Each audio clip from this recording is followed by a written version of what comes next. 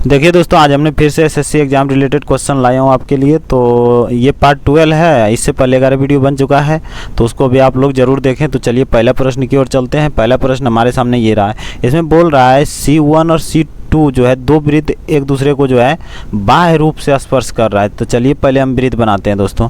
वृत्त बनाने के लिए इधर क्लिक करते हैं। वृत्त हमको दो ठो वृत्त बनाना है और उसको स्पर्श कराना है, ठीक है। तो एक वृत्त, ये एक वृत्त, दो वृत्त ये इस तरह स्पर्श कर रहा है। यहाँ जो बोल रहा है वो यही बोल रहा है कि बाह्य रूप से स्पर्श करते हैं। तो बाह्य रूप से ये स्पर्श हो गया यहाँ पर, ठीक है दोस्तों, इस ये पॉइंट पर, ठीक है।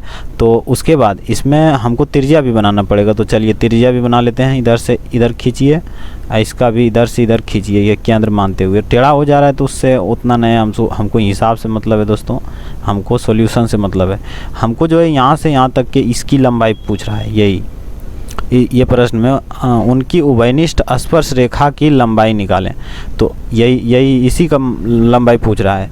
तो दोस्तों जो इसमें यहाँ पर सटा हुआ रहता है, यानी यहाँ से यहाँ तक का दूरी जो है, मान लीजिए कि ये R1 है और इसको R2 मान लीजिए, तो ये भी R1 प्लस R2 हो जाता है। तो यही होता है।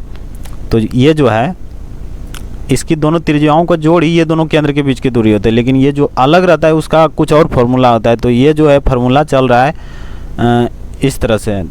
जो फार्मूला बराबर यहाँ पर ये है कि जैसे मान लीजिए कि उभयनिष्ठ स्पर्श रेखा की लंबाई बराबर जो इधर लिख सकते हैं 2√अंदर R1 गुना R2, इस तरह होता है, ठीक है।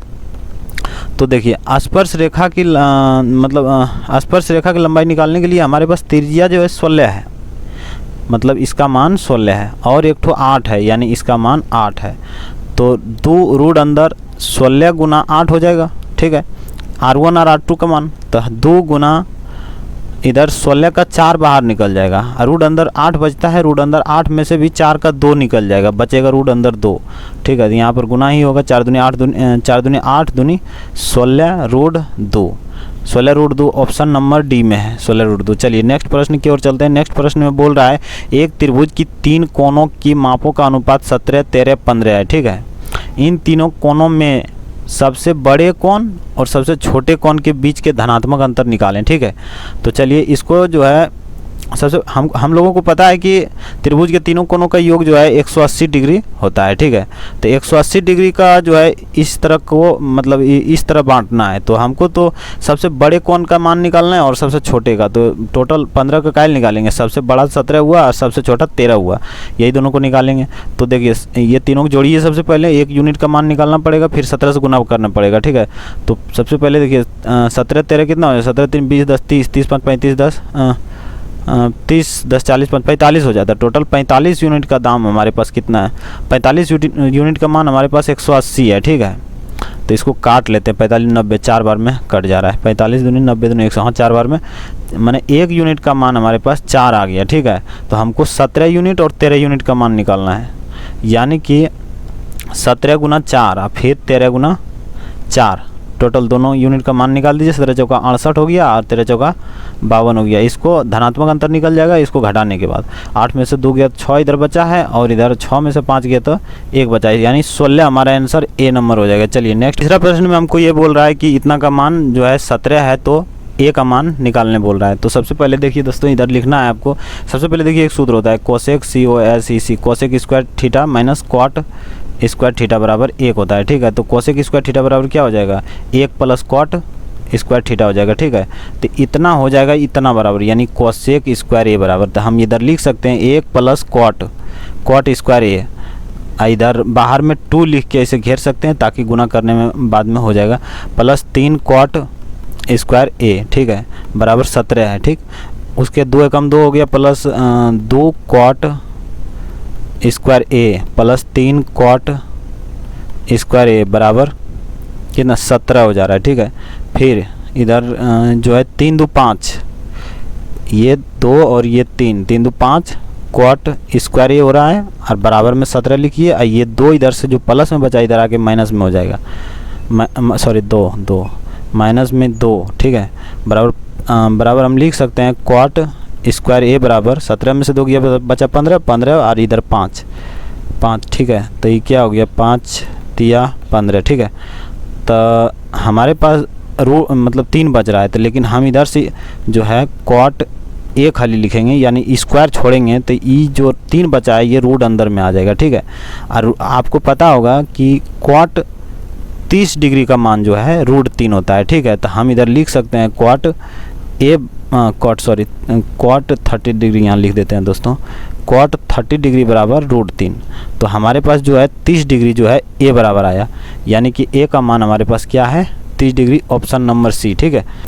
देखिए दोस्तों, चौथा प्रश्न हमारे सामने ये रहा, बोल रहा है साधारण ब्याज की एक निश्चित मतलब जो है दर से जो है 14 वर्षों में स्वयं की 7 गुनी कोई धन हो जाता है, ठीक है।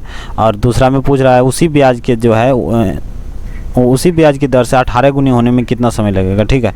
तो हमको सबसे पहले पहला प्रश्न में जो है पहले पार्ट में हमको निकालना है क्या, दर निकालना है आर बराबर, और उसके बाद दूसरे में समय टी बराबर निकालना है। तो सबसे पहले देखिए, अब पहले बोल रहा है कि कोई धनराशि जो है मतलब 100 रुपया है वो 700 रुपये हो जा रहा है, वही तो बोल रहा है इधर ना, 14 वर्षों में, टाइम 14 वर्ष में स्वयं की 7 गुनी हो जा रही है, ठीक है।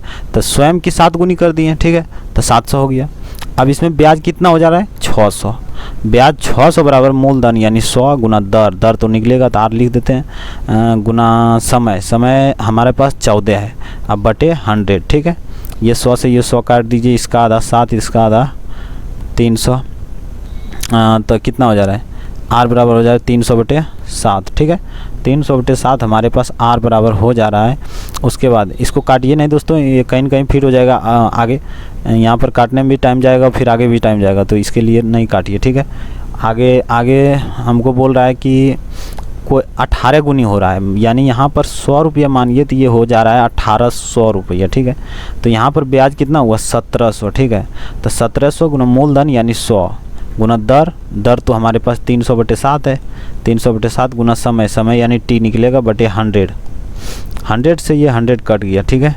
ये 2 जीरो से ये 2 जीरो कट गया।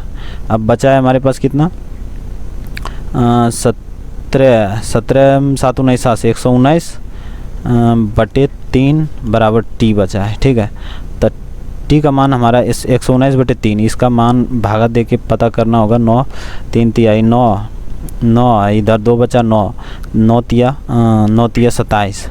देखिए 39 जो है किसी में नहीं है, ओनली बी में है। तो 39 जो है 39.67 आ जाएगा answer, option number B is right option. चलिए नेक्स्ट प्रश्न हमारे सामने ये रहा, इसमें भी वही बात बोल रहा है कि किसी ने जो है उधार लिया था पैसा साधारण ब्याज की दर ब्याज पर, ठीक है।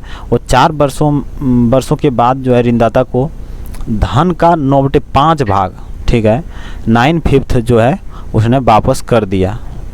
तो ब्याज की दर निकालना बोल रहा है। तो सबसे पहले इसमें भी 100 मानिए, 100 मानने के बाद अब जो रहा है 100 का जो है कितना परसेंट कितना भाग 9/5 भाग, तो 9/5 कर दीजिए। तो 5 20 बार में कर रहा है, 20 25 100 बराबर 20 नंबर से 180, यानी ये जो है 100 रुपया का 180 रुपया चुकाया है। तो हमारा ब्याज 80 रुपया हो जा रहा है, ठीक है।